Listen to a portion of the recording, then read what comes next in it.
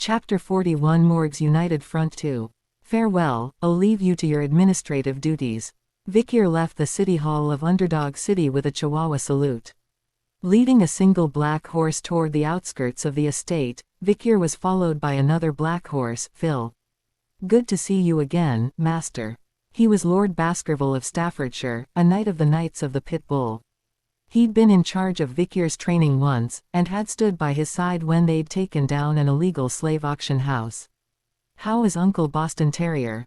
Yes, he's still alive, and ever since that day at the slave auction, he's been urging me to bring Master Vikir into the Pitbull Knights. He's also insisted that I do the same. What? To never let the Wolfhound Knights take him away from me, never. Staffordshire chuckled as he finished.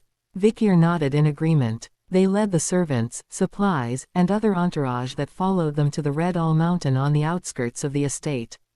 As the name suggests, a red mountain juts out steeply from the ground. At its base was a wide, flat basin that accentuated the mountain's pointedness. Here, near the trunk of the great tributary to the Red and Black Mountains, the river is rich in sediment and the land is fertile, and farming is quite profitable. Crops of sugar cane, cotton, and tobacco were growing, and these were the main products of Baskerville's estate. And as you make your way across this vast expanse of farmland, you'll see straight aligned with reddish veins ahead. Here and there in the seismically fractured sections of the strata is a glint of red light, the ruby veins. There, men from the Morgue family were digging for rubies. Simple forts of wood and stone rose high above the ground. From now on, the Baskervilles would have to be vigilant, as the Morgue had leased the area to them. Vikir's sharp eyes scanned the farmland to the rear and the mining fields to the front. He didn't see anything illegal going on. Just the usual scene of slaves tending and harvesting crops, or digging with pickaxes. The Morgues hadn't violated any treaties, either, perhaps because of the Baskervilles' emissaries. Staffordshire explained to Vikir in a low voice. This mission is nominally an inspection of our lands and goodwill, but I know that it is an outpost for the extermination of the barbarians behind the mountains. Otherwise, there would be no reason for Baskerville's knights to be following so closely behind. The Baskervilles had entered Morgue's territory, disguised as a routine manor inspection party. The Morgans, of course, were aware of this. For some time now, Morgue's armed forces have also been gathering here, disguised as miners. Now Morgue and Baskerville will join forces to crush the barbarians. The barbarians, unaware that a large force of swordsmen and wizards from both houses has gathered here, will rush in as usual, plundering crops and slaves, and that will be the beginning of the end. Staffordshire said, I hear that there are 1 deputy and 12 senators from the Light Party in Morga, and 1 deputy and 19 senators from the Dark Party, and it seems that there are other wizards who are not senators. The Morgues have put their money where their mouth is. While the Morgues have made this much of a commitment, the Baskervilles have, at best, brought a few dozen lay knights, with Vikir, a member of the House of Representatives. It didn't matter, though, because the real elite of the Baskervilles were lying in ambush on the other side of the mountains, and that had also been agreed upon with Morgue. Vikir was really here to inspect the estate and socialize. Well, if Hugo's right, it would be nice to be able to examine the ecology of the barbarians. Soon, the Baskervilles began to traverse the mining district.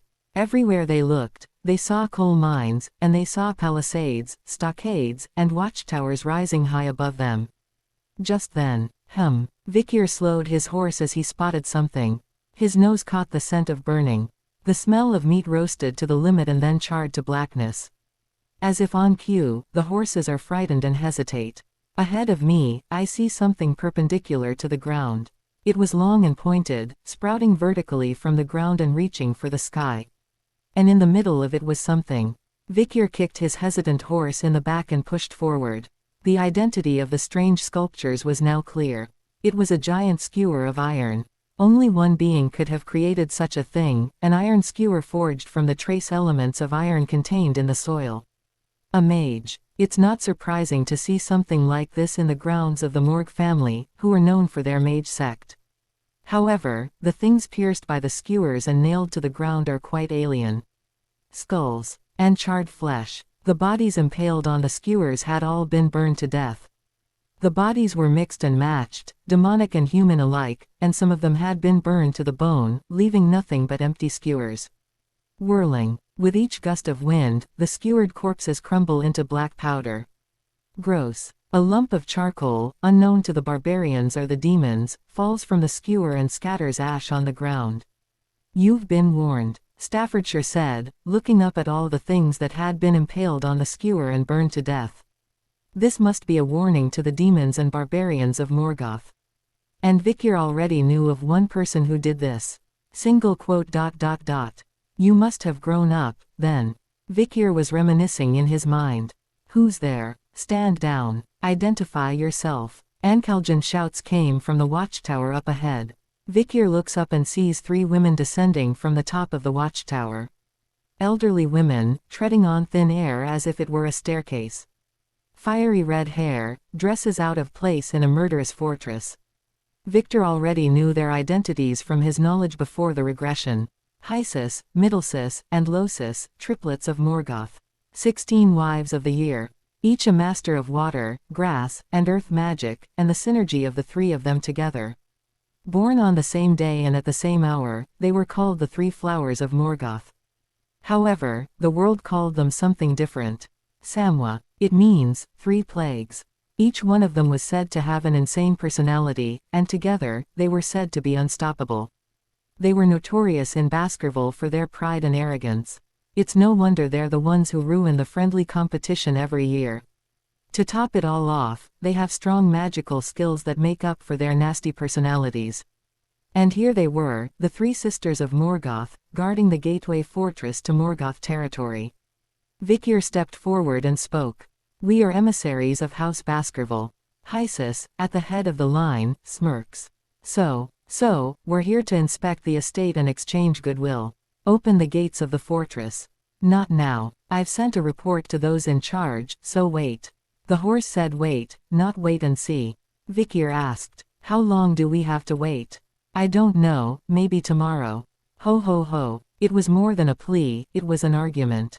Vikir's eyes narrowed. In what name are you preventing Baskerville from entering Baskerville's land? You are arrogant for a tenant. What? You call me a tenant? Don't you know the Tenant Protection Act? That's a law of your own making. Don't you even know your own family's laws? If that's the law, I've already changed it. I've already amended it to allow me to evict true tenants. Quote. Vikir urged his horse forward a little more while Hysis was speechless. I am the deputy magistrate of the city of Underdog. I am here by appointment, and this is the last time I will speak to you. Quote. Open the door. Hearing Vikir's words, the 3 Morg sisters exchanged glances for a moment. Then the eldest, Hysis, smirked. I've heard that there's a younger one in the city of Underdog. Oh, but what are we going to do about it? If it's a young rascal, we've had enough of them. The 3 sisters drew mana into their palms. And then, quack, quack, quack. Water, grass, and earth magic unfolded, and Baskerville crashed down in front of them. Vikir frowned slightly and reared his horse back. The 3 sisters' laughter rang out from beyond the billowing mushroom cloud. Giggle, giggle, we'll wait for you, you ignorant swordsman. Not even Baskerville dares to enter Morg's land. Shall these sisters see what a supernova Baskerville is? Then Staffordshire came to Vikir's side and said, I don't think we should tell them. Vikir was thinking the same thing. Just then, how dare you bitches who don't even know the subject speak in front of anyone? You're a fool. You're a fool. 3 shouts erupted from the Baskervilles' emissary. Soon, 3 familiar faces emerged from the dirt. Highbrow, Middlebrow, and Lowbrow. The Baskervilles, triplets, who had been at the back of the delegation, stepped forward. They stood side by side, now friendly again, and glared at the 3 Morg sisters as they descended. They snorted. Don't you know the subject? So you guys are higher up than us? Don't you dare. But the 3 brothers denied their words. Not us. Not us. Not us. Then who? Who? The 3 siblings turned their heads in unison at the question. This is our Baskerville Street sign. The direction the 3 brothers stare in awe and fear. That's where Vikir was standing. Chapter 42 Morg's United Front 3. Vikir thought. Single quote question mark single quote. What kind of situation is this? For the first time since his return, something unexpected had happened. The three infamous young Baskervilles, who would come to be known as Hugo's Trident, had begun pretending to be friendly with Vikier. The trio had even crossed the line of fire several times before Vikier regressed, and crucially, it was their fault that he was captured and executed at the last minute.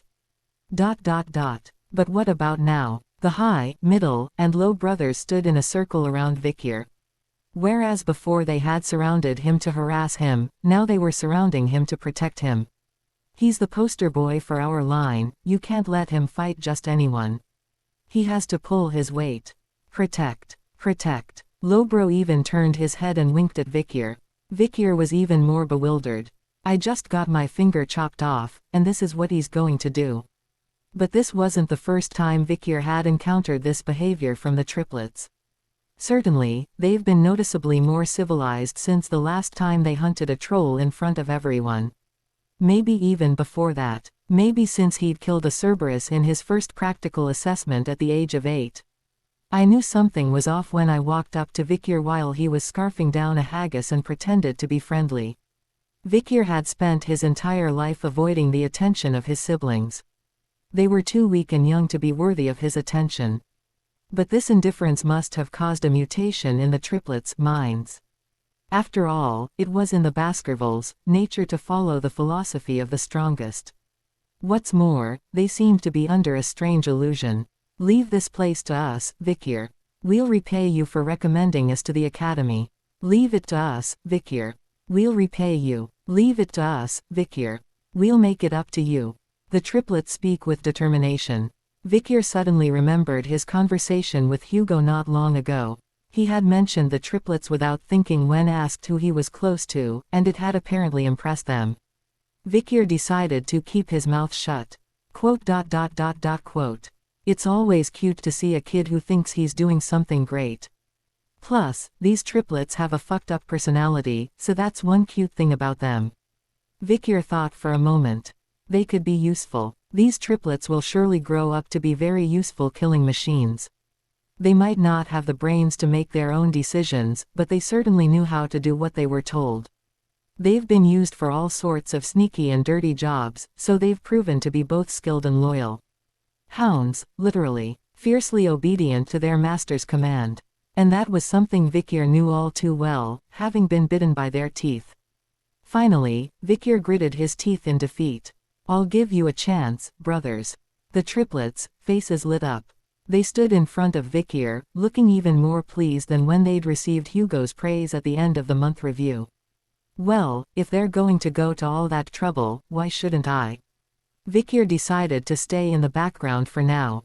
Next, the three sisters of Morg and the three brothers of Baskerville were about to face off.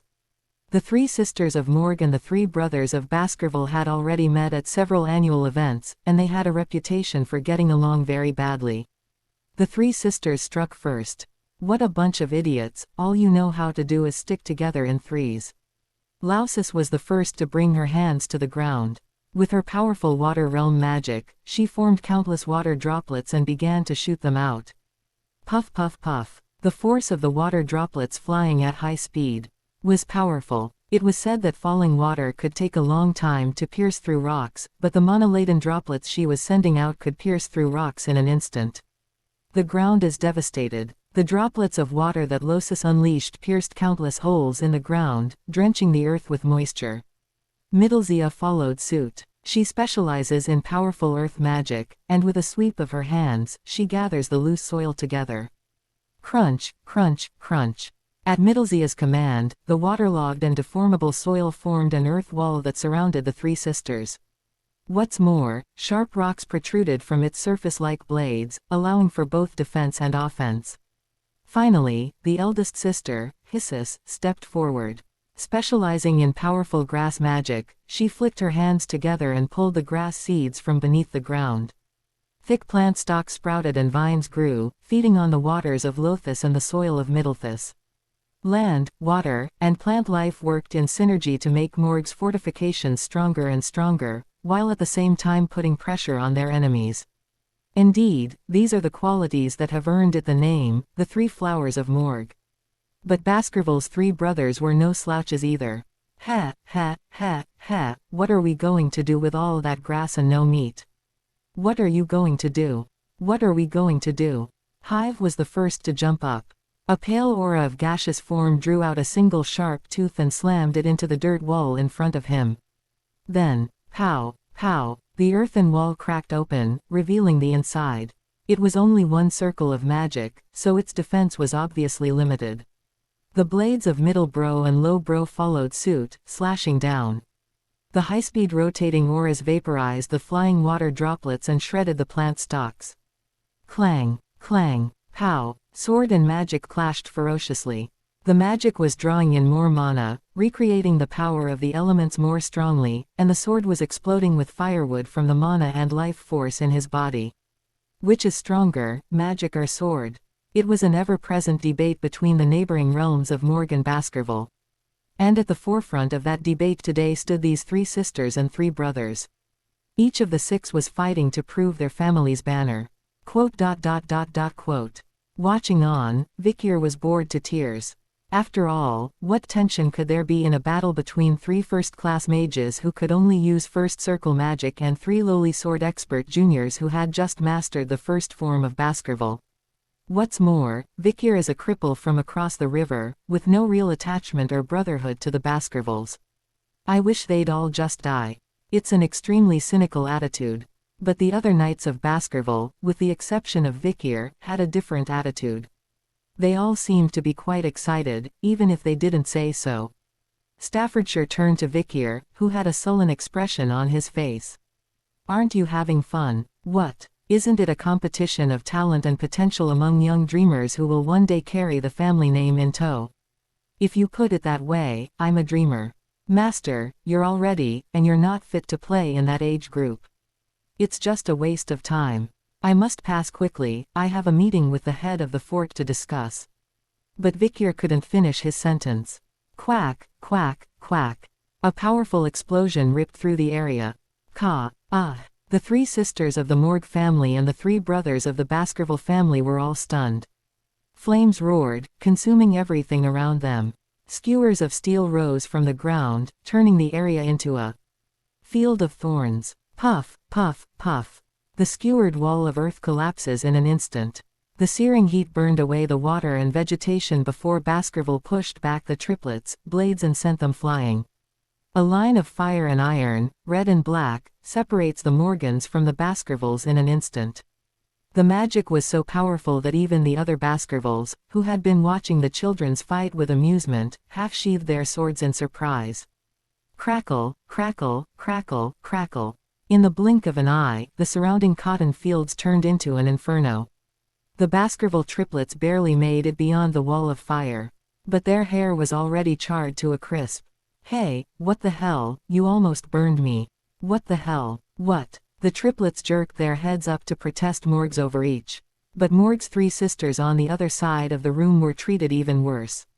Not only are they scorched by the flames, but they've been skewered, scratched and torn all over. Crawling on the floor, Hysis, Middlesis, and Losis had dark horror in their eyes. HMPH, HMPH. I almost died just now. If you had dodged a little later, you would have died, HMPH. Sisters, I'm scared. Seeing them stutter, the Baskerville triplets quickly shut their mouths to protest. Morg was unrelenting, even against his own family.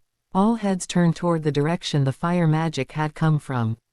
Then, from beyond the barrier of fire, came a calm voice. Quote. What is this? A cold voice, but somehow familiar. And with it, an enforcer of iron skewers and hot flames. The distant nickname that would later come to be known as Gntn Muhu. Morg's mistress, who would come to be known as the Queen of Fire and Skewers, or the Queen of Red and Black. Single quote. But she is still young. Vikier looked up. An 8-year-old girl in a blur of memories. And now, a fully grown 15-year-old girl. Morg Camus. She looked down at him, reunited. Chapter 43. The Fiancé 1. A Morg supernova. The only daughter of Morg Rispain, the patriarch of the house. Bloodline for bloodline, talent for talent, personality for personality, looks for looks. No one can doubt that she will be the future head of Morg's household. And yet a child of 15. Vikir lifted his head and looked beyond the barrier of fire and the dead pool of skewers. Morg Camus. She stood in an arrogant pose, looking down. Her 3 sisters, sprawled out on the floor, tremble at the sight of her. Oh, it's Camus, sisters. Ooh, they're just trying to ward off intruders. They started the fight. Highsis, Middlesis, and Lowsis are a year older than Camus. But they were crushed by the overwhelming force of Camus' strength, unable to catch their breath. It was an unusual sight for the Morgue, a martial arts family where the hierarchy between siblings is strictly based on age and achievement. And then, Camus smiled seductively. Are you talking to me, sisters? Hick. Oh, no, no, no, no, no, no, no. Get out of the way. If you don't want to be like that. Camus stretches out a finger in annoyance. There, impaled on iron skewers, burned corpses lined the border. It became clear who had created this murderous landscape. Gah! The 3 sisters fled, shaken by the words of their 1-year-old brother. An eerie silence falls over the battlefield as they disappear. Even the Baskervilles, triplets, who had just bared their teeth, cowered before Camus. Then Camus reined in her horse and rode toward the Baskervilles. She stopped exactly in front of Vikir, locked eyes with him, and opened her mouth. Welcome, partner. She was referring, of course, to the joint operation against the demons and barbarians that was about to unfold. After 7 years, Morg's straight face had changed quite a bit. The freckles on her face are gone. Her cheeks were still plump, but she was already showing signs that she would grow into a beautiful lady. Vikir recalled her appearance from a distance a few times before her regression. She must have been about 30, and she was pretty. Dazzling, could not have been a more apt description of her beauty, a beauty that even Vikir, who had never cared much for a woman's appearance, admired. With all the love letters and marriage proposals coming in from Camus, she would have enough firewood for the winter. And Camus enjoyed the situation. She had all the ladies by the skirts and was involved in scandals here and there. It was a strategic move, of course. While she despised the men who clung to her beauty, she played with their minds and absorbing all the byproducts into the Morgue's service. In a highly political move, she refused to give her heart or body to any man until the end, which made all men crave her love all the more. She ruled over countless captive men. She greatly multiplied Morgue and revolutionized the war against the demons. But this was before the regression. In this life, Camus is somehow less scandalous.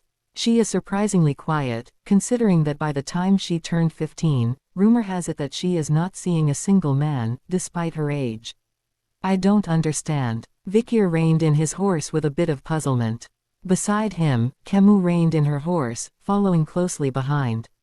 So this is not how things are in Baskerville. The damage done by the barbarian tribes is, so we've sorted them out, and in Morgue, we've decided to forge an alliance with Baskerville against them. She rambled on and on. Vikir didn't say much, other than a few dry chuckles. Camus turned to Vikir and asked. Apparently, the Baskervilles don't know much about the enemy and the barbarians of the Black Mountains, do they? Of course not. They fight them all the time, and they should know better than you. Then why did you send only your own men, all of whom are young and raggedy hounds? Camus had finally realized the quality of Baskerville's envoys.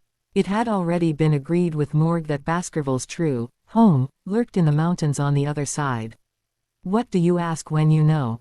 Camus chuckled. I was just wondering if you knew about it. Of course I know, it's a family affair, and I'm in charge of the mission here. It could have been a scarecrow used as a discard pawn within the house, but I get it now. Camus urged his horse forward, toward Vikir. He looked back at Vikir and smiled. That you are quite trusted within the clan. Camus continued with his questions. Do you know which of the barbarian tribes is the most troublesome? Of course I know. It was one of Vikir's primary duties to search out and destroy the enemy in the Black Mountains before returning home. From Morgue's perspective, it would be the Balak, a warrior tribe, and the Rococo, a shaman tribe. The Balak are the most dangerous warrior tribe in the borderlands, and while their numbers are small, each member of the tribe is a powerful warrior, making them a headache for Baskerville. Their archery is far more powerful than that of the Empire, and its principles are not well understood. That's right, they're a mysterious people. Camus nodded, then looked back at Vikir, his eyes shining. You're very knowledgeable about the ecology of savage tribes. 8 points. On a scale of 100, you're flunking. Camus stuck out her tongue, and Vikir frowned slightly. I answered well, so why is your score like that? Because you answered well. Quote. When Vikir still looked puzzled, Camus grinned, a wry smile curving the corners of his mouth. What's a man to do with being smart? Quote. I don't like smart men. Baskerville males are supposed to be dumb. Apparently, the mindset that had gripped and shaken so many men before the regression wasn't going anywhere. Vikir spurred his horse faster, as if he didn't deserve an answer. But Camus followed him, giving him a long list of ratings. Horsemanship, 6. Maybe it's because you're shorter than me, but you're riding a horse that's too big for you. Quote. Fashion, 4. Your clothes are too drab. Quote. No answer. 1 point for manners. Quote. Well, your face is a 99. You've grown up nicely. But I'm deducting 1 point for not managing your facial expressions. My ears began to burn from listening. Vikir cut her off. Stop giving me stupid grades. Why is it useless? And where is it useful? Of course it's for our future, isn't it? Our future. At Vikir's incredulous look, Camus shrugged and puffed out his chest. You're my future husband, so I'm going to weigh in. Quote.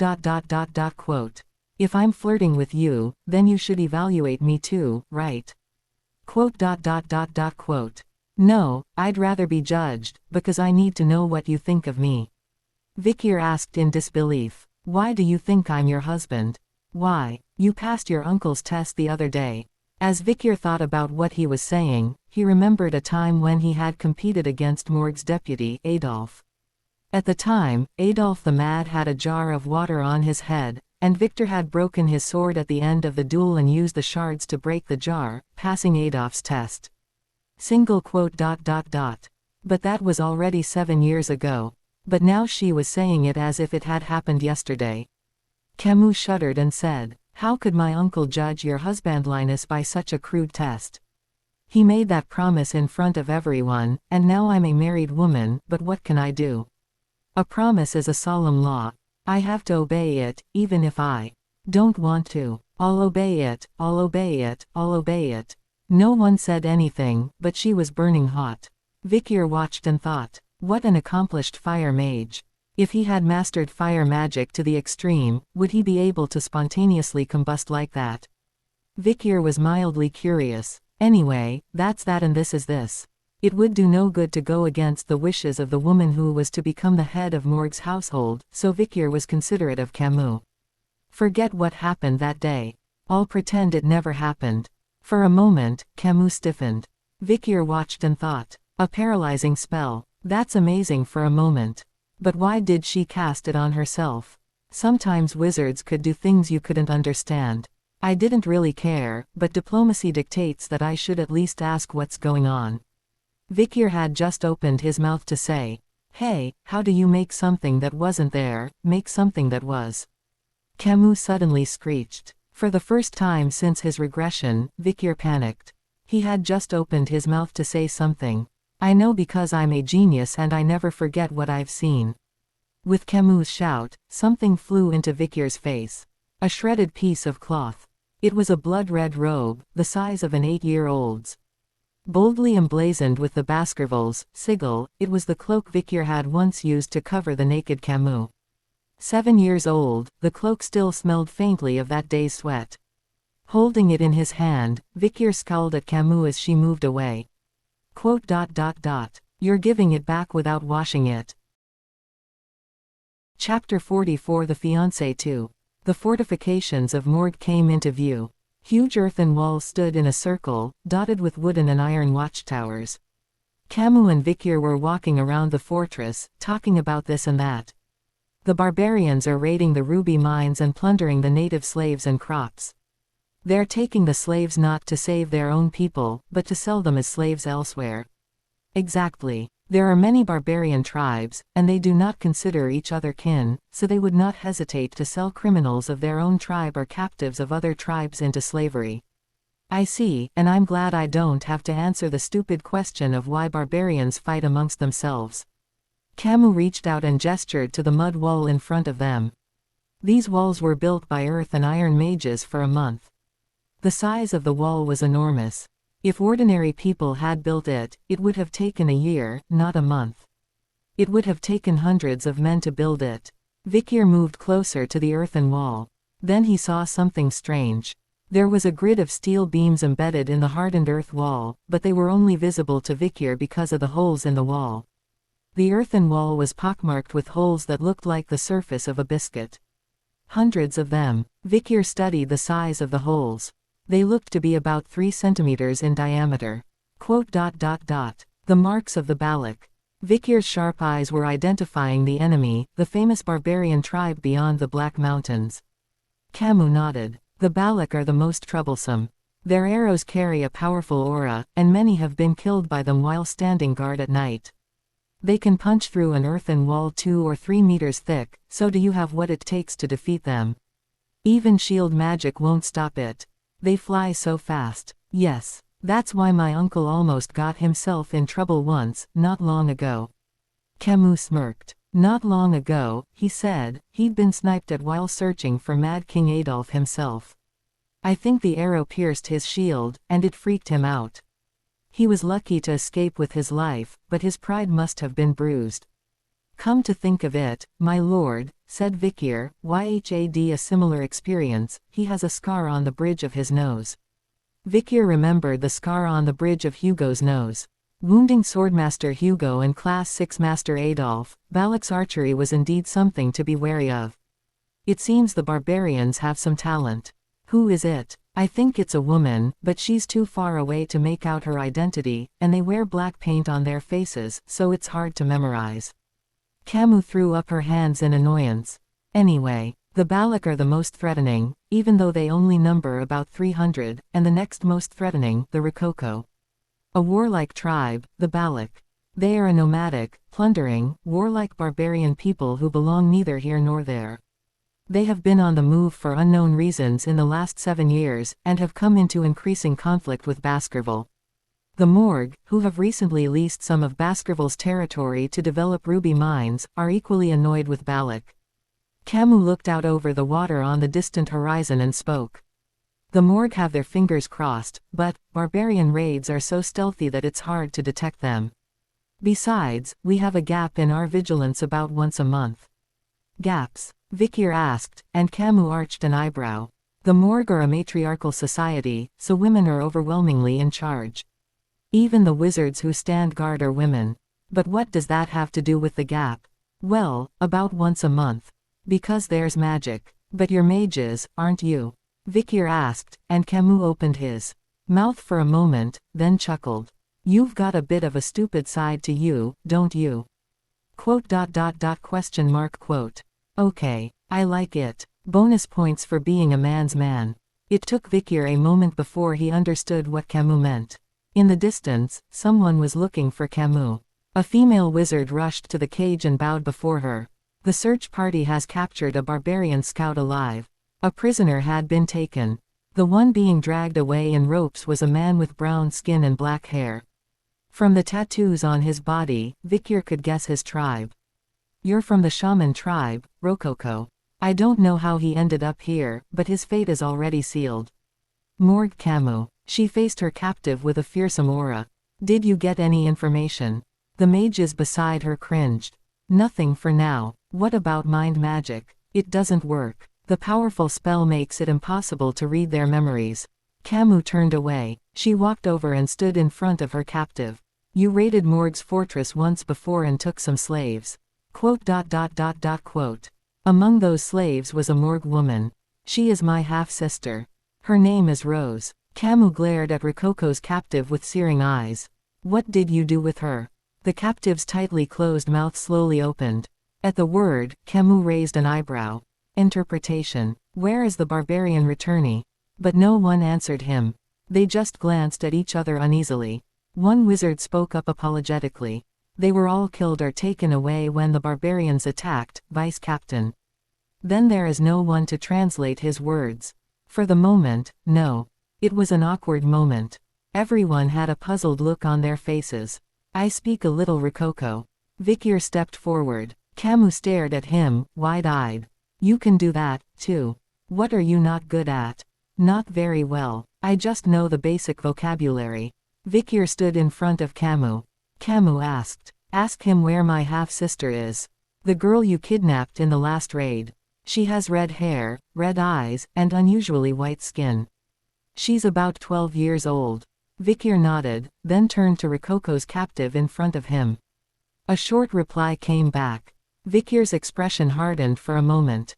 Then he turned to Camus and shook his head. She's dead. At that, the faces of all the morgue turned grim. He had expected death when he was kidnapped, but hearing it was a different story. Then, Camus stepped forward. She growled in a low voice at her captive. When this war is over, your language will be the language of hell. Those were the last words the prisoner heard. Camus said, the delegate from the light party is being treated now.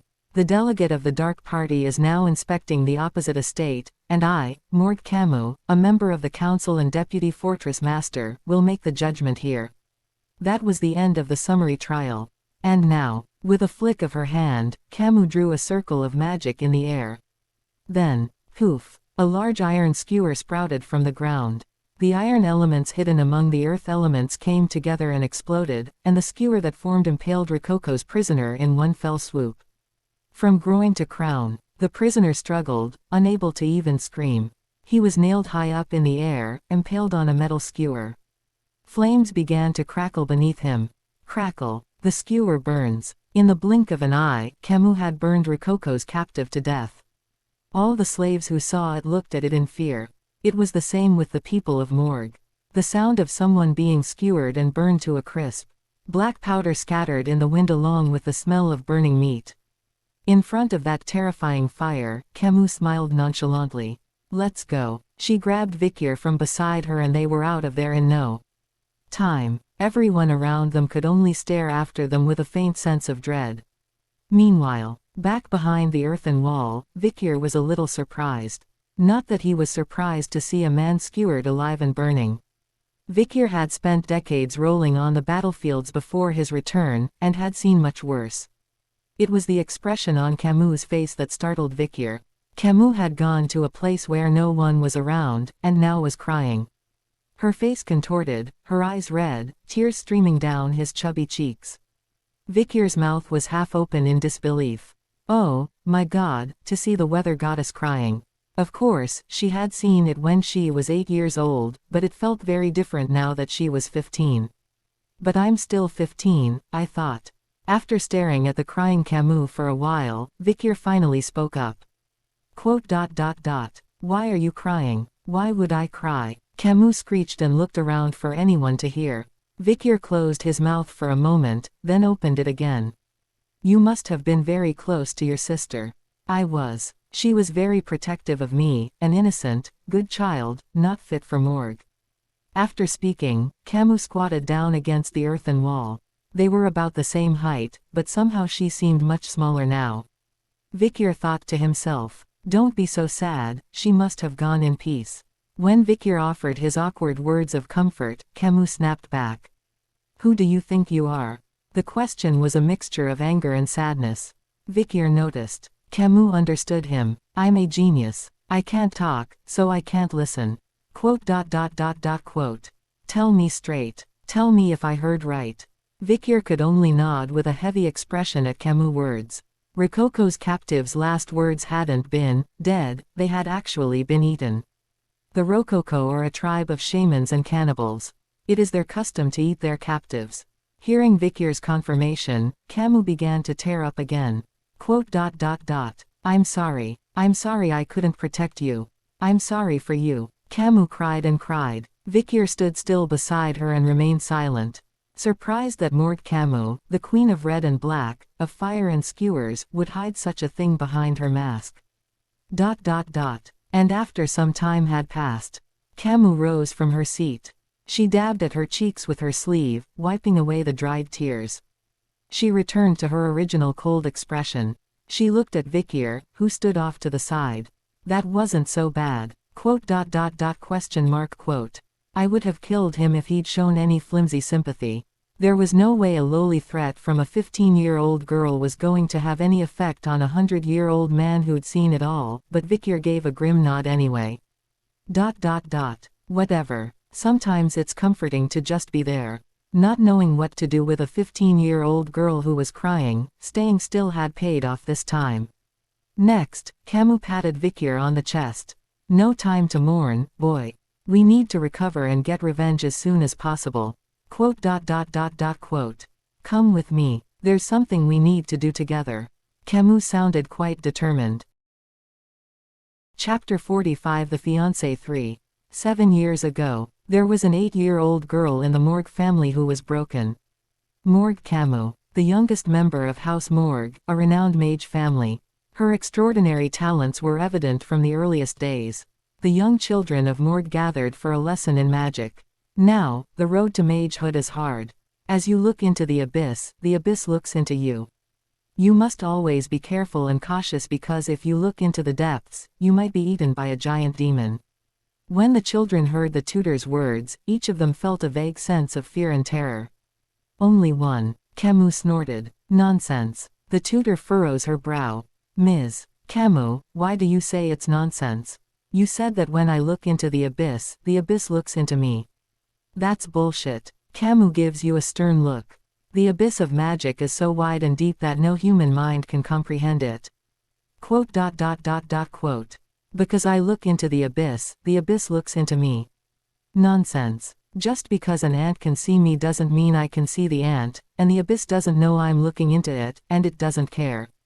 It doesn't care, so being afraid of the abyss looking into you is overly self-conscious. Quote. Well, maybe once you get to a certain level, but don't instill fear in kids who can't even handle their mana yet. At that, the tutor fell silent. The tutor's jaw dropped. In all the years he'd been able to reach class 5 and roll 5 mana circles, he'd never once fallen into the abyss of magic. Unless, of course, you're knocking on the door of class 7, the ultimate in magic. When the tedious lesson was over, Camus shook himself out of her seat and stood up. What's my uncle up to? The only person in the family who understood her talent and whom she felt comfortable confiding in. Camus favored Uncle, Morgue Adolphe, even more than her mother, Morgue Raspain, the head of the household. Then, Camus overheard her mother, Raspain, and her uncle, Adolphe, talking in the parlor. You say that a ruby vein runs underground on the Baskerville family estate?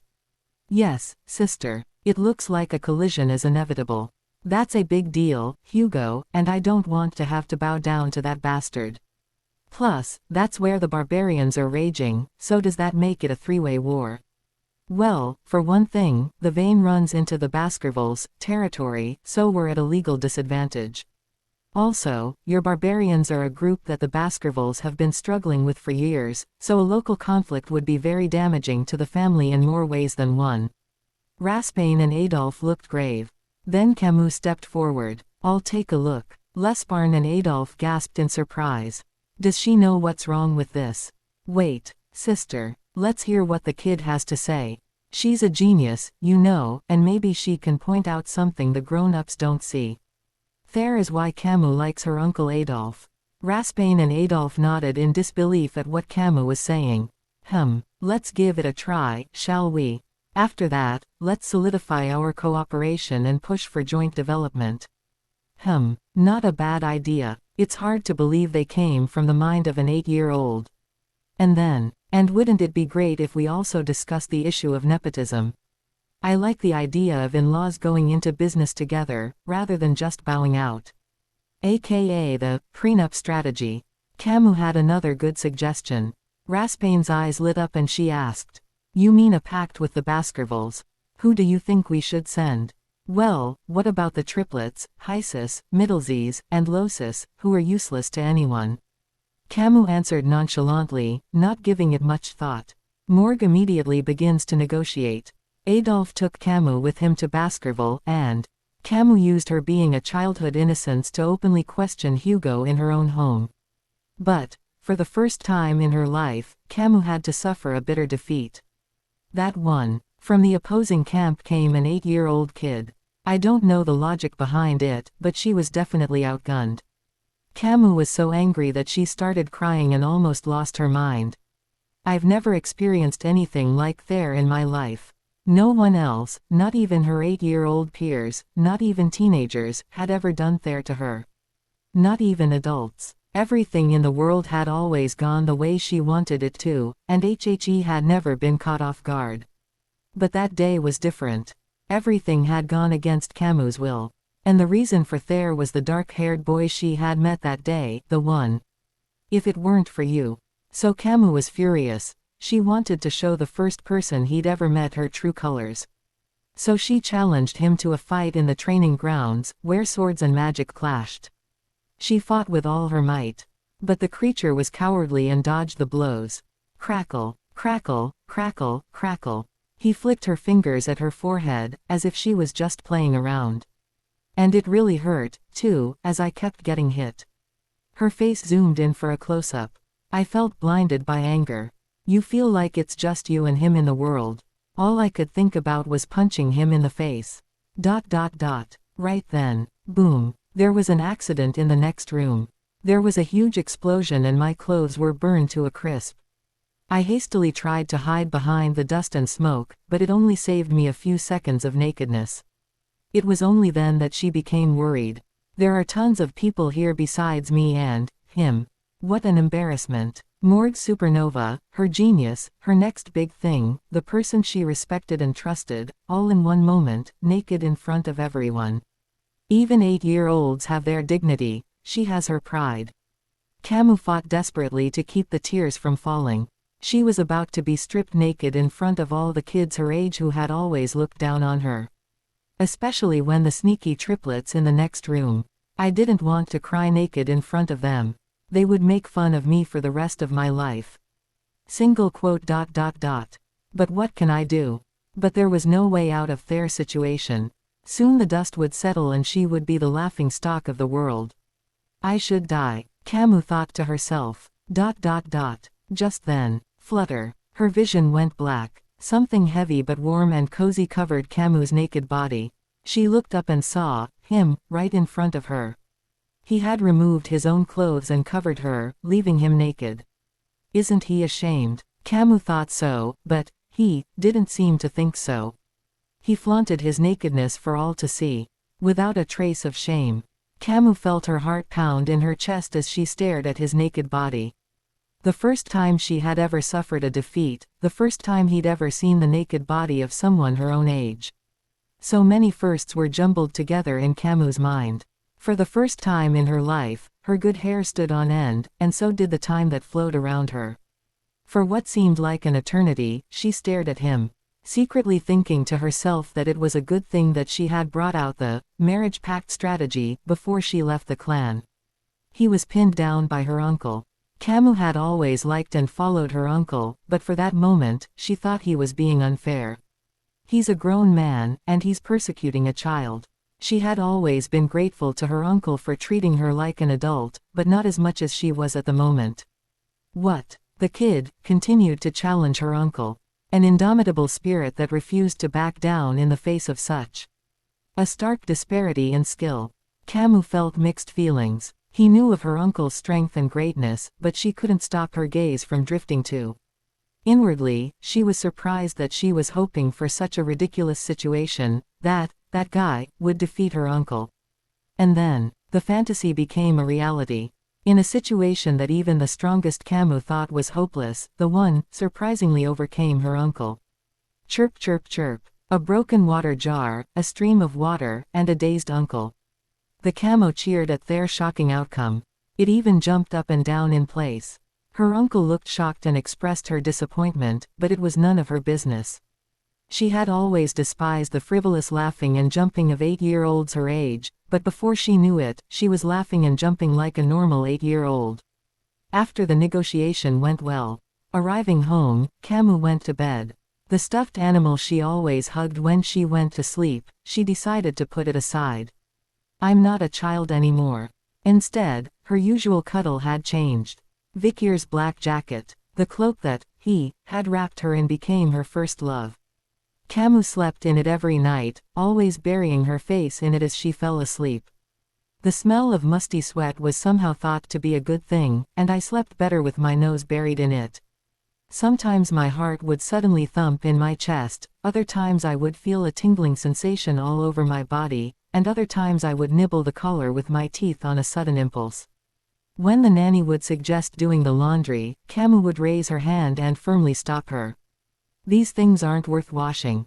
After that, she never washed it. And so the seasons changed, and a few birthday cakes came and went, and Camus always thought the same thing. Where would he be now, what would he be doing, and how tall would he be? And just like that, the little girl became a lady.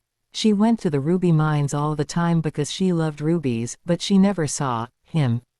She had only heard rumors on the wind that he had gone on a training trip. And time passed. One day, Camus heard a rumor. There was a fairly large city on the edge of the Baskerville estate, adjacent to the Morgue estate. It was rumored that a young deputy had been appointed there. Apparently, he caused several major accidents upon his arrival. Of course, by accidents, I don't really mean accidents, I mean mega achievements. Upon hearing that he had burned 10 billion on a single stick, Camus slapped her knee. "You've grown up." She made her way to meet with her mother. "What, you want me to send you on a joint operation with the Baskervilles?" "Yes, Mom. Right now." Camus and her mother made their way to the Baskervilles' estate. Before doing so, she made sure to identify the new deputy magistrate of Underdog City as her partner in the joint operation. And a day before the Baskervilles were due to arrive, Camus had made all the arrangements. The fort's watchtower, with its many beautiful cotton blossoms, was chosen as the meeting place. A little embarrassed, she kept Morg's prying eyes as far back as possible. There, among the white flowers and their delicate scent, the 7-year wait would end. Camus went to bed with a puffed-up chest. And that day, Camus was furious. She had picked an atmospheric spot, but it was already in shambles. Her sisters, who had been so disrespectful when she was younger, and who now dared not even breathe in her presence when she was older, had ruined it. "What do you think you're doing?" Camus asked with infernal fury. The aftermath of Romantic's destruction was horrifying. Morg's 3 sisters sobbed, unable to speak English. Camus, we just wanted to keep the intruders out." They started the fight. But Camus' mood was already low. The reunion she had been waiting 7 years for had been ruined. "Are you talking to me, sisters?" "Hick. No, no, no, no, no, no, no, no, no, no, no. Get out of the way. If you don't want to be like that." Camus didn't really intend to kill the 3 sisters, but she did intend to spank them really badly. But she didn't have to, because they scurried away on their own. Then, Camus reined in her horse and stood in front of him. "Welcome, partner." Seeing him again after 7 years, she didn't look much different than when they first met. He wasn't much taller than her, as if he was still growing, but his face had changed slightly. His jawline was more defined, and his nose was more prominent. It was better than the version that had been glorified and beautified in Camus' imagination. "You've grown a lot." You've grown." Camus nodded. Her face flushed red of its own accord. Chapter 46 The Husband Hunt 1. "So this is what we're supposed to do together." Vikir looked down, frowning. In front of him, Camus cupped his chin in her hands and grinned broadly. In front of him now was a steaming pile of bread, potatoes, boiled meat, and vegetables. "You need to eat to stay strong. Here, eat." Camus practically shoved food at him. They had been in the fort for over 10 days now. In that time, Camus had gotten over the grief of her sister's death. But the way she had gotten over it was causing Vikir quite a headache, because she'd been coming to the door of his quarters every day, demanding to eat with him. 6 times a day. What kind of meals do you eat 6 times a day? It's healthy to eat small and often. I tend to binge eat 1 meal a day. Maybe I should skip the next meal. Don't you know that hunger leads to loss of combat power? It's against military law. Then you're not really eating. At Vikir's point, Camus frowned and averted his gaze. She shoves a bit of salad into her mouth. I get full just watching you eat. Quote. Vikyr chewed his meat and frowned. He couldn't figure out why a 15-year-old girl from another family he hadn't seen in 7 years was being so hard on him. Is she trying to arrange a marriage? Before his regression, Camus had discussed strategic marriage with a number of prospects, but none of them had actually gotten married. It would be troubling if she had chosen him as a candidate for an arranged marriage. So it's better not to get involved with Morg's women. The last thing I need is a scandal or a love triangle later on. This was true not only of Camus, but of any woman in the world. Unaware of Vikyr's thoughts, Camus still looks innocent and asks, "Is there poop in the meat?" Quote. You look like you chewed shit. Hearing Camus' words, Vikyr blinked a few times with a nonchalant expression before picking up his fork and eating again. All the while, he never looked up. Meanwhile, Vikyr's cold demeanor was a breath of fresh air for Camus. Usually, when she asks someone to join her for a meal, everyone is happy to oblige, men and women, young and old. Especially men outside the clan, whose faces were already lit up with anticipation before they even sat down to eat. It was only natural. Camus was young, brilliant, beautiful, and a future ruler. But Vikyr's 15 years of common sense and experience had been thoroughly discredited. I think we should eat separately from now on. What? Why? It's uncomfortable, Vikyr said, slamming his fork down. At that, Camus nodded as if she agreed. He was right, the cafeteria where Vikyr ate was almost exclusively filled with women. Women receiving their meals, women serving them. Hardly a man in sight. Camus chuckled. Alas, what can I say? Morgue is a matriarchal society, so most of the fighters are women, and the men do most of the cooking in the kitchen back there. It's not like the Baskervilles, an extreme macho society. Just as males have a slight advantage when it comes to swordsmanship, females have a slight advantage when it comes to magic, so naturally Morg's army is made up mostly of women. Instead, the men are in charge of supply in the rear, a job that is actually just as important as combat. My uncle, who is in charge of supply, is currently ill with chest pains, so we don't have many supplies. Eat up, though. Camus ignored Vikyr's offer to eat separately. Instead, she scooped some boiled potatoes onto Vikyr's plate and slyly changed the subject. You don't have this in your house, do you? The potatoes were the object of Camus' shrug. It was a super potato that had been modified by Morg's plant-based magic, making it far more nutritious and faster to absorb than a normal potato. The downside was that they were so nutritious that they lacked flavor. Camus chewed on the fluffy potato and said, "The only flaw in the nutritional improvement is the lack of taste, but it's still better than the haggis you eat back home, right?" Vikyr looked away from the potato and picked up his fork. Apparently, it's hard to shoo away a Morgue that's been looming over you for a while. This was Morg's territory, and she was in charge. Vikyr decided to go along with Camus' change of subject for now.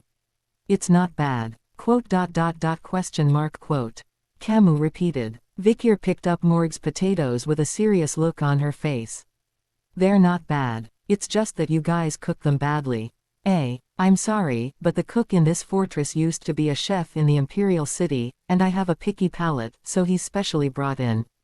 If it's cooked by him and it doesn't taste good, it's not there. Vikyr shook his head at that. Well, with the supply disruption, we'll have to eat this for a while anyway. Vikyr picked up the potatoes, stood up, and headed to the kitchen. Using a knife, Vikyr cut the potatoes into small pieces and lightly rolled them in salt and vinegar. Then, he added the dried leaves of the mandrake and the juice of the sabak tree to the pot with the potatoes and started steaming. The chef in the kitchen saw Vikyr and came over in surprise. Hey, what are you doing? But the chef is interrupted by Camus as she entered the kitchen. Quote. She's watching Vikyr's handiwork closely. Next, Vikyr holds a lightly steamed potato in front of the chef. This will remove the earthy flavor and bring out the sugar, and the texture will be as crisp as a regular potato. The chefs in the kitchen let out a collective gasp. Wow, there's a way to prepare these potatoes like this. It's amazing, it's a new breed. How? It's true, it doesn't have an earthy flavor, and the texture is just like a regular potato. The chefs immediately put Vikyr's simple recipe into practice. The Morg warriors were also delighted with the change in flavor of the potatoes in their rations. So did Staffordshire and Thr triplets who ate among the Morg. "Master, how did you know how to eat those potatoes?" Apparently the Morg didn't either. Staffordshire asked, his eyes wide. Vikyr merely looks away, unable to answer. For now, this Morg's potatoes are new to the market. In a few decades, it will be a battlefield staple. In the Age of Doom, when all supplies were scarce, warriors in the war against demons developed ways to make their limited food supplies as palatable as possible during their countless days in the wilderness. Mercenaries who had been through the ringer had learned to squeeze every last drop of flavor out of the simplest of ingredients, such as those who figured out how to take the astringency and earthy smell out of the potato. Vikyr, too, had been in many battles and was naturally familiar with many survivalist dishes. Many of them were learned while being poisoned or maimed, and some of them were truly eye-opening delicacies. Meanwhile, Camu's eyes widened as she tasted the newly prepared potatoes. "Hey, do you want to come over and cook?" Yeah, I'll just take you in." Vikyr sighed lightly. Camu still had a twinkle in her eye, though. "Speaking of which, when do you get into the academy?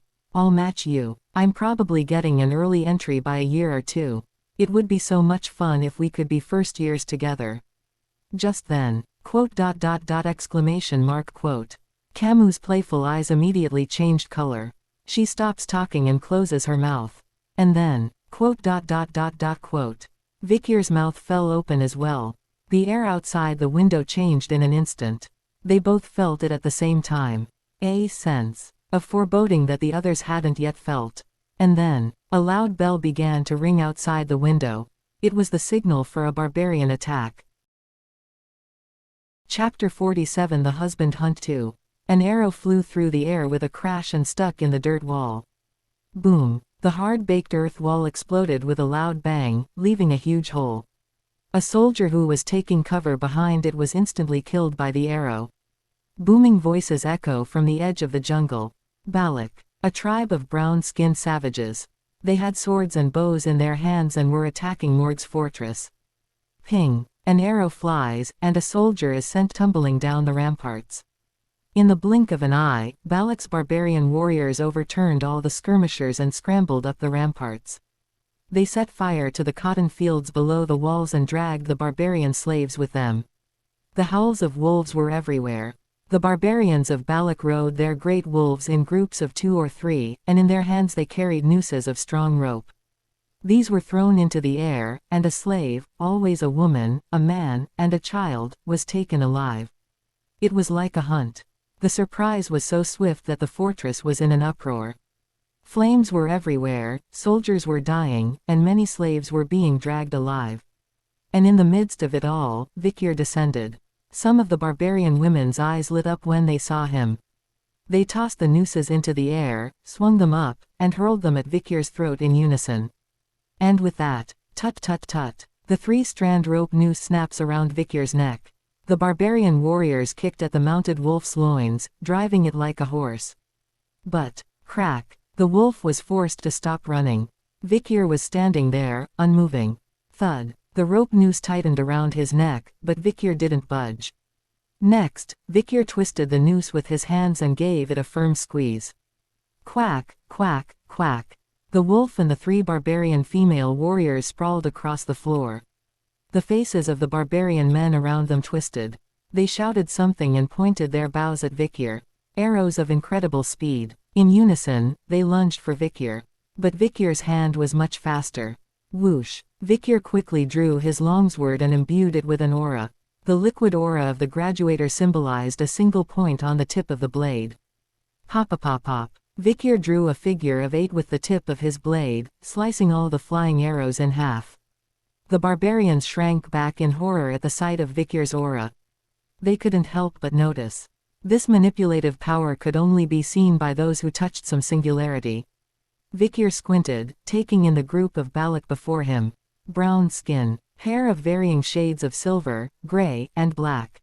Faces painted black, collars with thorns around their necks, riding on the backs of large wolves and using bows as their primary weapons. Just like I remembered before the regression.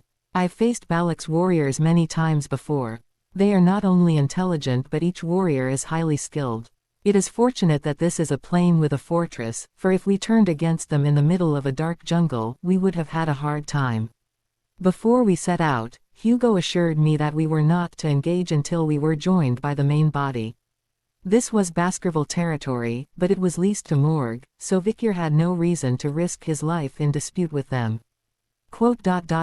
Quote. Vikir pressed the barbarian warriors with just the right amount of momentum, and they didn't hesitate to charge at him. They had seen the ghostly swordsmanship Vikir had displayed just moments before. Then, there was a loud explosion, followed by searing flames. An earthen wall collapsed, and a girl stepped out from behind it. The one who would one day be called an enemy and the Queen of Black. Morgue Camus, she glared at the barbarian warriors. Of Balak with bloodshot eyes. Die. Camus crossed her hands. Quadra casting, 4 offensive spells manifested and began to shake the battlefield upside down. Powerful blasts of fire and wind, steel and rock, drove firestorms and rock showers. Balak's barbarian warriors were biting the wolves back, signaling loudly among themselves. Perhaps it was time to retreat. Camus kept the invaders at bay, but glanced back at Vikir. Her gaze was drawn to the few drops of black liquid on the tip of Vikir's blade. You were a graduator. That's amazing. Camus was genuinely impressed. How strong is the swordsmanship of graduator? An exalted realm that ordinary people couldn't reach even after a lifetime of training. Even the people of Baskerville, who were said to be swordsmanship geniuses, could only reach it by the time they were 30. I see. You are the only man I can recognize. Camus smirked and stepped up to Vikir's side. She had taken a defensive stance, as if she thought Vikir was tired of projecting his aura. Stay back, it's dangerous. Stepping in front of Vikir, the Camus created a wall of steel and rock while summoning icicles of fire and ice to pound the field. 3 circles of magic, even a quadruple cast. Truly a Morgue genius, a talent worthy of a kick in the ass at age 15. I will avenge my sister's death. Camus summoned all the mana in his body and hurled it at the barbarians. But, the battlefield is a place where even the most genius of talents can't let their guard down. Camus frowned at the stinging sensation at the nape of her neck. An arrow. But if it was an arrow, Dhe would be dead before she had a chance to think about it. She reached up and pulled the thing out of her nape. Something so small and thin it could have slipped through the shields floating in the air. It was a cactus needle. Ping! Camus felt her head spin. The thorns must have been laced with paralyzing poison. I see one of the barbarian warriors pointing at Camus and jumping up and down with glee. Apparently, she was the one who shot the tranquilizer needle. And now, the barbarian warrior threw the lasso she was holding at Camus. It looks like she intends to capture Camus alive. But, Jaws. The lasso was intercepted halfway. Vikir reached out and caught the lasso halfway. Kukik. The barbarian warrior and Vikir began to struggle. The other man tugged at the noose with all his might, but the already superhuman Vikir was no match for his strength. Boom. The barbarian warrior was thrown off the wolf's back and sprawled on the ground. That's at least a half-wit. Vikir shook his head as he watched the Balak warrior roll around on his back. Vikir looked back at Camus. I think we should retreat from here. What? But the farmlands and the prisoners. It would be better to refrain from engaging them until we have rejoined the main body of the Baskervilles. The Camus looked conflicted. Rationally, it would be better to back off moderately here. But, she had just lost her beloved half-brother, and in the heat of the moment, her emotions got the better of her judgment. He was taken alive by a savage tribe. He must have suffered terrible pain and terror until the moment of his death. The image of her brother flashed through her mind, and her fists tightened. Just then, ping, a sharp piercing sound came from somewhere. Vikir instinctively jerked his head back. An arrow whizzes past the nape of his neck, sending him flying into the city wall. Boom! The blow was strong enough to pierce the ear of the rampart. Quote. Exclamation mark quote. Vikir jerked his head back. A lone female warrior stared back at him, perched on the back of a large wolf. Black hair mingled with silver, tipped with triangular ears, and a face smeared with ash. She threw her lasso right at Vikir, as if she knew he would dodge it. The snake-like lasso swooped down, aiming for Vikir's throat at an exquisite angle. Vikir didn't react, instead calmly reaching for his sword. The black aura that symbolized the Baskervilles drew 4 teeth in the air. The noose snapped in half in midair. Just then, danger. There was a hand on Vikir's back. He turned his head to see a Camus pushing against Vikir's back. And behind him, the barbarian man who had fallen off the wolf's back earlier, tugging at the noose through clenched teeth. I thought he'd be a half-wit, but he's stronger than I thought. The noose was wrapped tightly around Camus' waist, and the barbarian took off running with the paralyzing poison. So this is what happens. Vikir sighed softly. A momentary lapse in judgment is costly. Morg's next patriarch would learn this the hard way. Even in her original history, she was kidnapped by barbarian tribes once. Even before the regression, as a young woman, Camus was captured as a prisoner of war and taken away as a hostage. Of course, it wasn't long before she returned home, slaughtering barbarian tribes. It was during this time that she became known as the Queen of Enemies in Black. But I still have to do my job. Even though it's not Baskerville's business, Vikir has formed a strategic alliance with Morg. Vikir quickly unleashes her aura. Ka-ang. The silver-haired female warrior's weapon blocked Vikir's path. Vikir's eyes narrowed as he realized the identity of the thing blocking his sword. The Balak female warrior in front of him had swung her bow with its full length, blocking Vikir's blade. Then, Vikir locked eyes with the woman before him. A strange sense of disquiet washed over him. You look familiar. Just as Vikir was about to rummage through his memory, the warrior spoke up. I said I would see, again, didn't I? She spoke in broken Imperial. Chapter 48 The Husband Hunt 3. Vikir thought. She looks familiar. The woman before him must have seen him before. But he didn't have long to think about it. PFF'd. The next moment, the warrior's long legs flew out and kicked Vikir in the stomach. A tingling sensation down his spine, an unbelievable weight. There was no way she could have pulled off such a move without using her aura. Vikir somersaulted a couple of times in the air before landing on his feet. Mastery. The barbarian warrior before him was no ordinary bet. With the charcoal black paint on her face, it was impossible to make out her features, but she looked to be in her late teens, early 20s at least. It would be difficult to fight her while hiding her skills. Vikir lowered his stance and was about to prepare to fight. The female warrior's mouth opened. I said we'd see each other again, didn't I? She spoke in broken Imperial. Vikir suddenly remembered where he had seen this barbarian warrior before. The girl who had once been kept in a cage like a beast during a raid on an illegal slave auction in Underdog City. She was destined to be turned into flesh by perverted nobles. Vikir had helped her escape by turning the auction house upside down and opening the cage door. He even gave her a potion. I return the favor. The barbarian girl shook her head at Vikir's scowl. Me, a slave, avenging my capture. Morg, nothing to do with you. Apparently, House Morg had something to do with this barbarian girl's captivity by the Slavers. Not surprising, since the Morg have been at odds with the barbarians over the development of their ruby mines. Perhaps this latest raid was in retaliation for the barbarian girl's capture by the Slavers and her subsequent treatment. Vikir narrowed his eyes. That said, she's a pretty high-ranking girl. And then, the barbarian girl jerked her chin at the wolf in the distance. Camus was tied around the waist of a wolf. For what you've done, we pay him back. We, the woman, the next leader, we take them. Balak and Morg faced off. The girl swung her bow, knocking the wolves around her back. The signal to retreat. All of Balak's warriors began to fall back in unison, as if their purpose was over with the capture of the Camus. The barbarian girl looked slightly troubled, then turned to Vikir. If you want your girl back, follow me. Do you speak Imperial? Vikir continued to speak to her, hoping to gather some more clues, to buy a little time. But that was it. As soon as the words were out of her mouth, the barbarian girl turned and disappeared into the jungle. Vikir was about to give chase. It was impossible because of the countless showers of arrows falling down.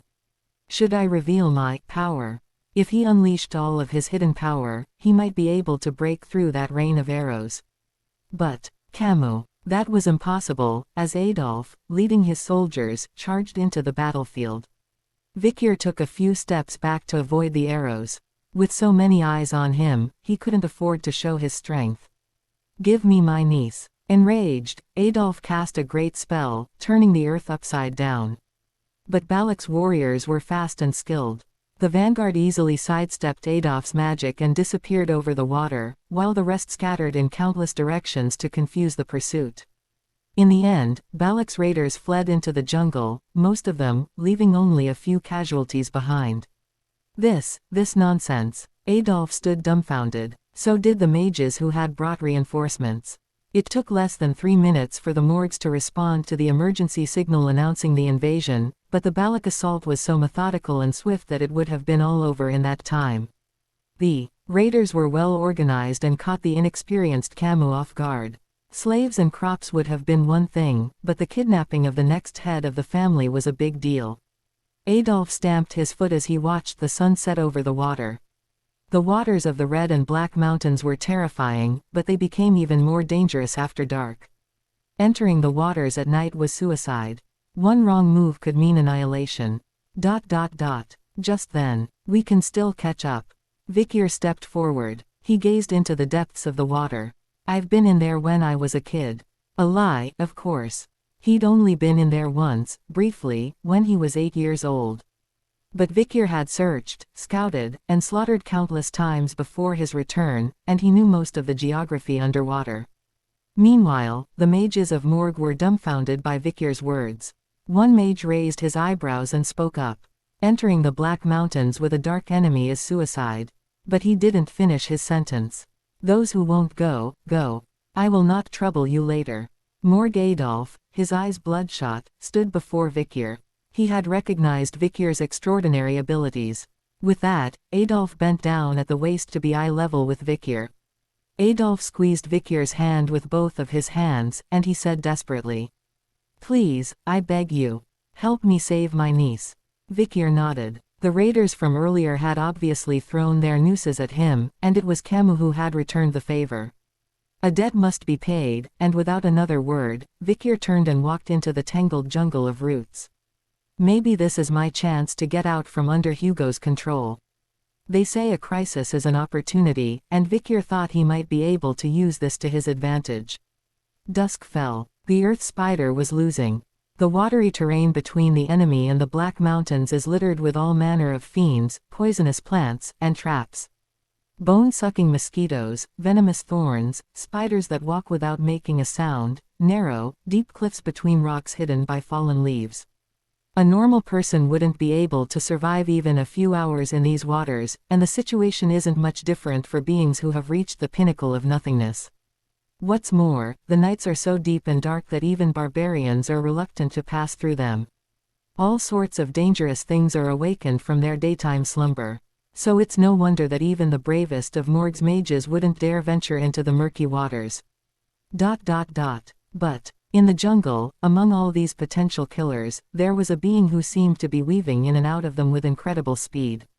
Vikier van Baskerville. He burned blades of grass to scare away poisonous insects, crossed cliffs hidden beneath dirt and fallen leaves, and rubbed animal feces on his clothes to hide his scent and creep. All in a series of extremely skillful movements. The Morgue and Baskervilles who followed could only hold their tongues. Are all Baskerville boys like that? Of course not, he is a special case. Staffordshire shrugged at Adolphe's quizzical look. But Vikier, who is actually leading the way, is nonchalant. It was a universal tracking technique in the Age of Destruction. Swordsmen of that era weren't just good at sword fighting. There was nothing they couldn't do: foraging, scouting, searching, hiding, ambushing, assassinating, pharmaceutical, healing, and cooking. Vikier halved a rotting log in his path and stepped through it. The aura of a graduator, vibrating and spinning at lightning speed at the tip of his blade, sliced through everything in an instant. Everyone was truly in awe of Vikier's ability to find and remove obstacles, both large and small. Single-handedly. Especially the Baskervilles, triplets, who followed closely behind him. Cool. Cool. Cool. The third one stuttered a bit after his finger was cut off and reattached, but they were all on the same page. Then, stop. Vikir, who had been walking ahead, halted. Looking at the bare footprints in the damp mud, Vikir checked the direction of the wind, then ducked low and circled behind a bush. To hide his scent, the warriors of Morg and Baskerville followed Vikir back behind the bushes. Then they saw a faint glimmer of light. Balak's hunters were gathered around a small campfire. Rustle, ding, ding, ding. In the forest at night, even the smallest sounds of human movement can be as loud as thunder. Furthermore, the Balak hunters had scattered dry leaves and sticks around their makeshift campsite. They had scattered them around their makeshift camp so that they would be heard. Vikir pondered for a moment how to muffle the sound as they approached. Then, silence. Adolf chanted the words with a terse syllable. Instantly, a translucent aura enveloped everyone's feet. Then, to my surprise, there was no sound as they walked. This is magic, and Adolf's magic specializes in support. Vikir had once been an assassin himself, and he knew what a ridiculously deceptive perk it was to be silent when approaching a target. Soon, the pursuers were close to their target. The hunters rested, unaware that they had become the hunted. Vikir picked out his targets by the faint light of the remaining fire. Up ahead, he saw the barbarian girl who had parried his sword and kicked him earlier. She was barking out orders as if she were the leader of the group. The barbarian man who had shot the tranquilizer needle and thrown the lasso earlier grumbles as he follows her instructions. And so on and so forth, until, in the center of the gathering of Balak's barbarian warriors, the final target was located. Morg Camus. She could be seen kneeling, naked. Her hands and feet are tied to stakes driven into the ground behind her, and a collar is around her neck. The good news is that there are no signs of beatings or other abuse. Camus was cursing something at the barbarians and didn't seem particularly fazed. Vikir let out a small sigh. No wonder she's naked every time I see her. Just then, someone touched Vikir's shoulder. He turned to see Morg Adolf standing there. Immediately, he spoke, his complexion and voice hardened. I will never forget this favor, nephew. The title seemed a little odd, but now was not the time to point it out. It looks like Adolf is about to reveal. Chapter 49. The Husband Hunt 4. The dark forest was eerily silent. The silent forest was eerily dark. The sky was like a handful of coarse salt scattered across a black carpet, but not a single ray of its countless stars could penetrate the dense canopy of vines, roots, and leaves to reach the bottom of this watery mess. Not a single grasshopper whined around him. Crackle, crackle, crackle. The eerie sound of faint embers gnawing at the firewood. Morg Camus. She was bound and gagged, glaring at the barbarians of Balak. With her powers of observation and memorization, she had been able to pick up some of the names and ranks of her attackers while being dragged here. Beyond the faint warmth and light of the campfire, she could see the silhouettes of the barbarians. The supposed leader is a girl of about 17. Her name is Ayin. Her hair is a mix of silver and black, her ears are pointed and triangular, and her face is charcoal black. But one thing is for sure, she's good. She was powerful enough to hold off Vikir, a low graduator. Beside her, a man grumbled as he added wood to the fire. The man who had shot himself with the tranquilizer needle was named a Hun, and his back was still aching from Vikir's attack earlier. The other women and men were also there, most of them around 17 or 18 years old. They had not made a large bonfire, but had thrown ashes on top of the fire to make a gentle roaring fire, and were sitting around it in a circle. I didn't catch the husband feeling. I liked that girl I met earlier. Maybe we'll catch him again someday. The three women warriors chattered amongst themselves. Camus could understand, but not speak, the barbarian language, so she could get a sense of what was going on in their conversation. The savages of Balak always go on, husband hunts, son-in-law hunts, and daughter-in-law hunts, around this time of year. The targets are other tribes and sometimes even empire borders. The reason for this practice of finding spouses in different areas is simple. To avoid genetic diseases caused by inbreeding and to bring in fresh blood from outside. This is why most warriors who go out to find a mate want a superior seed. Once they've kidnapped the right person, if they're good enough, they'll start making children, and if they're not, they'll enslave or kill them. They especially welcome women, because women are more important than men when it comes to calling the population. Is that why? The savage boy, who goes by the name Ahun, has been staring at Camus for a while now and smiling wickedly. The men of the tribe must be happy, having captured such a fine female. Understanding Ahun's words, Camus gritted his teeth. You want me to take the seed of your barbarians?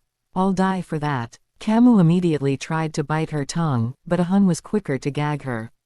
Ahun chuckled and stuck an arrowhead under Camus's chin. Perhaps this cheeky slave needs an education. He was just about to touch Camus's body. Someone stepped in front of Ahun. Ayan, a female warrior leading a young Balak hunting party. She pressed the knock of her bow to Ahun's sternum. Get out. Ayan's words were short. Ahun's brow furrowed. What the hell, boss? I got him. Bullshit. Just a little less. What do you mean? I shot the tranquilizer needle and lassoed her. Who did that for you? Ayan asked coldly, leaving Ahun speechless for a moment. She continued. You would have been dead if I hadn't interrupted that boy with the sword earlier. She is referring to Vikir. Ahun began to tremble as Ayan mentioned the situation earlier. He cried out in frustration. So, you're saying that this female belongs to you? Of course. The boss is a woman. What does it matter? At Ayan's retort, Ahun fell silent, as if he were speechless. Then, frosty blue flesh began to erupt from Ayan's entire body. A silvery aura emanated from the bow she was clutching. Upon seeing it, Camus' eyes widened. That was the liquid aura, the symbol of the graduator. Although it was faint, it clearly revealed the prowess of a lower-ranked graduator. A 17-year-old graduator. There were geniuses like that in the world besides Vikir and himself. Whether Camus was surprised or not, Ayan didn't seem to mind at all. Ahun, meanwhile, bowed low before Ayan's power. Come at me whenever you want. I'll beat you to a bloody pulp. Enkua. No. ... No. Whatever. I give up. She's yours. Ahun shook his head, a mixture of anger and bitterness. Ayan tore her gaze away from Ahun and looked back at Camus. He didn't particularly feel that she had saved him. Neither did he. Good eyes, good constitution. You must have good blood. Ayan looked at Camus with the eyes of a thorough merchant. I, too, was once captured and sold into slavery by your empire, especially the morgue. ... And so it will be with you. After speaking, Ayan closes her eyes for a moment, seemingly remembering someone. Only, you will not be as fortunate as I was. Opening his eyes, Ayan grits her teeth and stares into Camus' eyes. I will take my time, slowly, bone by bone, soul by soul. I will make it a daily routine for you to lick between my toes. But Ayan was unable to finish her sentence. A loud explosion erupted from the bushes behind them. Die, beastly savages. The voice sounded like a death sentence. At the same time, ice picks flew out, piercing through Balak's hunting birds.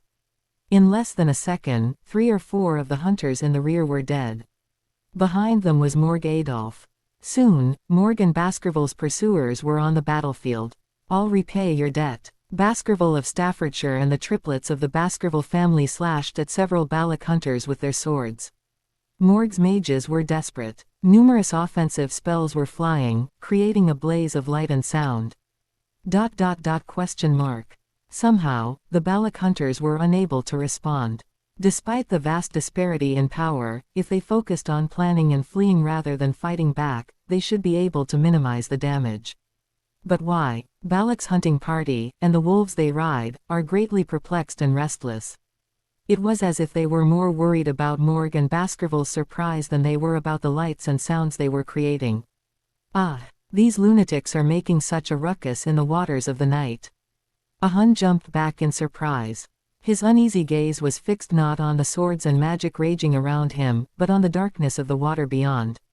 It was the same for their leader, Ayan. ... Ayan moved quickly. The first thing she did was not to respond to Morg's magic or Baskerville's sword, but to kick up sand to extinguish the campfire. Once the faint glow was gone, Balak's hunting birds made their move. They mounted the wolves' backs, firing arrows as they retreated deeper into the water. "They're fleeing. Don't leave a single one alive," Staffordshire shouted to the Baskervilles, hounds, spurring them on in pursuit. And through the infernal darkness, a shadow approached Camus. Vikier. In a flash, he cut the rope and noose from the stake and freed Camus. Camus, still paralyzed by the paralyzing poison, recognized Vikir's face. It's you. Shish." In the blink of an eye, Vikir had Camus in his arms and was falling backwards. "No." He tried to pull away. "If it weren't for the silver shadow that appeared out of nowhere. I knew you'd come, boy with the sword." Ian was facing Vikir squarely. Her eyes scanned Vikir's entire body as she spoke. A strong body to cover such a distance in such a short time. Quote. A strong mind to see through the darkness of the water. Quote. The hot innocence to risk his life to save the woman he loves. Quote. Vikir frowned. Why did he have to listen to this barbarian woman's assessment of him right now? Vikir was just about to dodge past her to the rear. Ian points a finger at Camus in Vikir's arms. "I will not ask about the past." The corners of her mouth curved in a gentle arc. "Pass." Chapter 50. The Husband Hunt 5. Vikir wrinkled the bridge of his nose. Quote. Past. I don't know what the hell that means. But there was no time to ponder that. Vikir searched his memory and guessed the identity of the barbarian girl in front of him. Information about the barbarian tribe of Balak flashes through his mind before he regresses. The Balak were a barbarian tribe with few known personalities, though some of their names were known far beyond the borders of the mountain range. The first name that comes to mind is Adonai the Archer, one of the greatest warriors the Balak have ever known. He was one of the Empire's 3 outer calamities, and a chieftain at the height of Balak's power. He was so famous that he single-handedly declared war on the Empire, sniping and killing 542 graduators during the 100-Day War. The number of casualties among the rank-and-file soldiers was uncountable. The Empire suffered untold losses in the short span of 100 days, and from then on, the enemy in the Black Mountains were categorized as extralegal territory, and all-out war was avoided. It's a much devalued account in the Empire's history books, but a remarkable one all the same. Single quote. But this is not the age of the Adonai. Vikir thought for a moment. Adonai was from a whole generation before. A great man so long ago that even Vikir had only heard of him in history books. The archer Adonai had disappeared from the scene when the Baskervilles had just migrated to the Western Front and established themselves as pioneers, and he had presumably died around that time.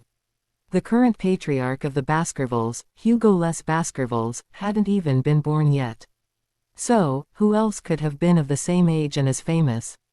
If it's relatively recent, it's the Fox of the Night, who fought a 10-day battle against the Baskervilles and the Morgans, killing 32 people before disappearing.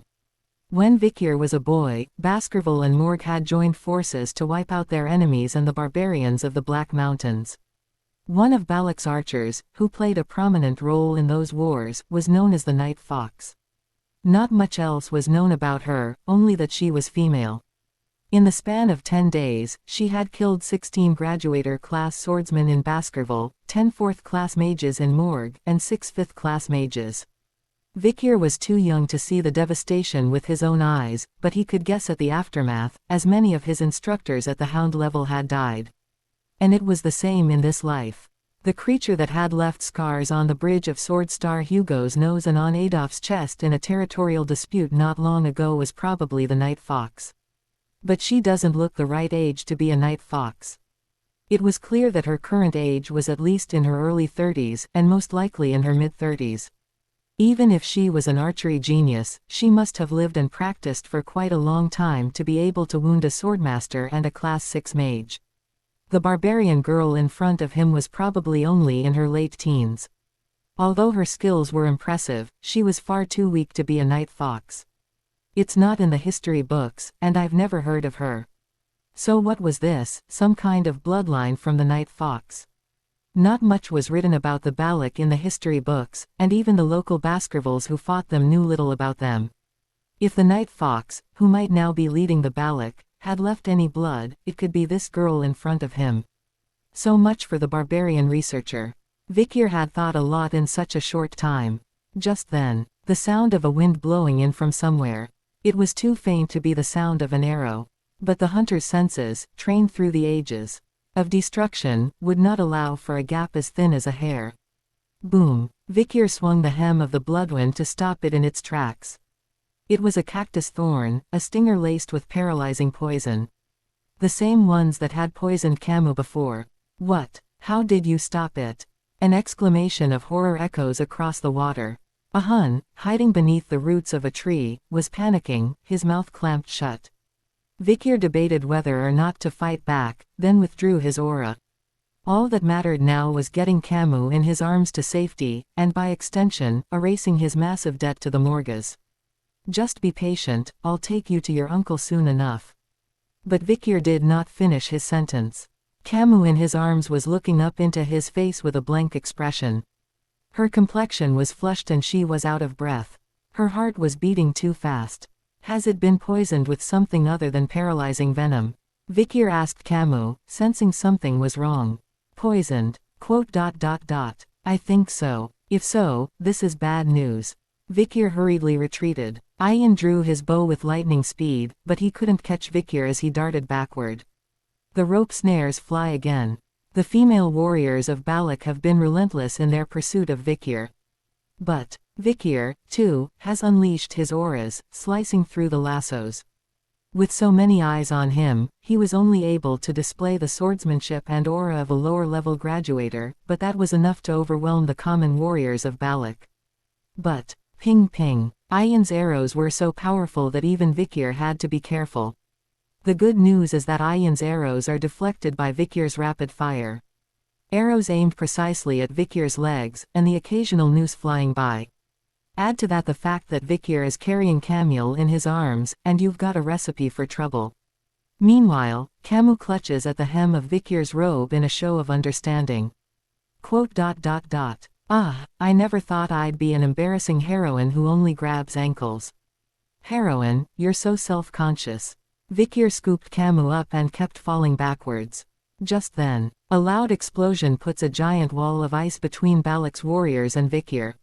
Suddenly, a massive wall of ice surrounded them, trapping them all. Morg Adolf. Adolf is a delegate to the Mage Council, leading the great party known as the Ming Party. One of the highest-ranking members of the Imperial Magisterium. His power, looking beyond the 6th class to the 7th, was unbridled. Stand down, nephew. He drew a number line in the air, calculating complex formulas. The volume of ice, the specific gravity of ice, the latent heat of melting ice, the amount of mana remaining, and the fatigue of magic tools are multiplied and divided. And the results are frightening. Boom, boom, boom. The entire sea of water began to freeze. As if an ice age had come, hail and snowflakes scattered through the air, and the ankles of those fleeing were frozen to the ground. Balak's barbarian warriors and their wolves were hardy, so their frozen legs would not be cut off. But there was nothing to be done about being pinned to the ground. Bite them all to death. Baskerville's hound's teeth sank into the defenseless Balak warriors. Morg's mages joined in, and screams began to erupt from everywhere. By then, Adolf had taken Camus from Vikir. My niece, are you all right? Adolf called out anxiously to Camus, who was still covered in Vikir's blood. At the same time, detoxification magic appeared. Pow! Cure poison. It was a very high-class magic, and not just anyone could use it.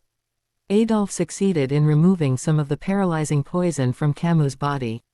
That's a lot of paralyzing poison, and it's going to be hard to get it all out. You're going to have to lie down for a few months, and when we get back, we'll start by visiting the Holy House of Quavatus. Even Adolf's strength could not remove the poison. Afterward, Camus recovered from the paralyzing poison and tried to stand up. And then, she rushed to her less paralyzed leg and hugged Vikir around the neck. You saved me again. Adolf's expression behind him turned to one of frustration and sullenness. Niece, here's your uncle. Why is my uncle here now? I'm going to tell my mom everything. ... At this, Adolf grew even more sullen. At that moment, Vikir pushed Camus away from him and spoke to Adolphe. My lord, it seems that Camus is poisoned with other poisons as well. From what I heard earlier. I don't recall any other poison besides the paralyzing one. What? I thought it was clear earlier. But not if it's not Adolphe. Vikir was just about to turn to look at Camus. Chiralik. Another rope lasso flew in. This one wasn't like the last one. It was much more sophisticated, with a strange, writhing motion. It was like watching a live snake. Vikir frowned, striking the noose with the back of his sword. Ayan. Holding the end of the noose, she glared at him with a determined expression. Not at Vikir, to be precise, but at Camus. You'd better be caught quietly, we're running out of time.